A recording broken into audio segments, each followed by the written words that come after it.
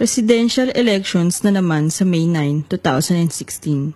Patuloy sa pag-aasam ang mga Pinoy na mabingwit na ang tunay na Pangulong mag-aahon sa bansang lunod na lunod sa kahirapan.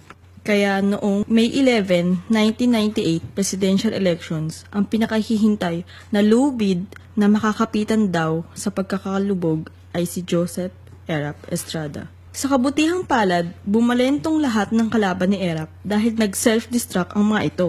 Pinayagan ng COMELEC na 10 ang tumakbo.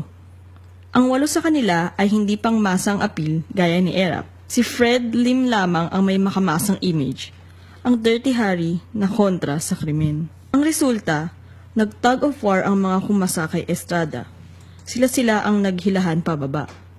Mahigit 10 milyon ang boto ni Erap, samantalang per second lang sa mahigit 4 million votes si Joe De Venecia. Kahit mahaba ang PC nila ni dating Pangulong Fidel Ramos. Ikatlo si Senator Raul Roco na mahigit 3 milyon ang nalambat. Pang-apat si Emilio Osmeña na nakasilo ng mahigit 3 milyon din. Pang-5 lang si Lim sa mahigit 2 milyon. At pang-6 si General Rene de Villa sa lampas 1 milyong boto. Sina Miriam Santiago, Juan Ponce Enrile, Santiago Dumlao at Manuling Morato ay hindi nakahatak ng milyones na boto.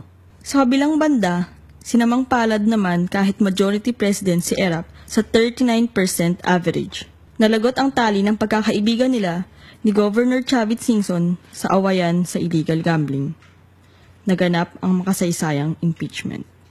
Napatalsik si Erap sa binansagang EDSA 2 dahil sa envelope na wala naman palang strings attached pero ayaw pa buksan. The rest is history, nakulong si Erap. Nahila paakyat ng palasyo si Pangulong Gloria Arroyo pero ang masang Pinoy, dismayado dahil hindi rin naputol ni PGMA ang kalbaryong nakakadena sa buhay nila. Tila may sumpang gumapos naman sa Malacanang. Kasi pagbaba ni Gloria ay naikandado hindi lang ang leeg niya, kundi ang buong mundo niya ay nakatali ngayon sa Veterans Hospital. Baka ang nakabuhol na sumpa ay humagupit pati kay Pangulong Noynoy Aquino pagbaba niya rin sa Malacanang. Presidential elections na naman sa May 9, 2016. Patuloy sa pag-aasam ang mga Pinoy na mabingwit na ang tunay na Pangulong mag-aahon sa bansang lunod na lunod sa kahirapan.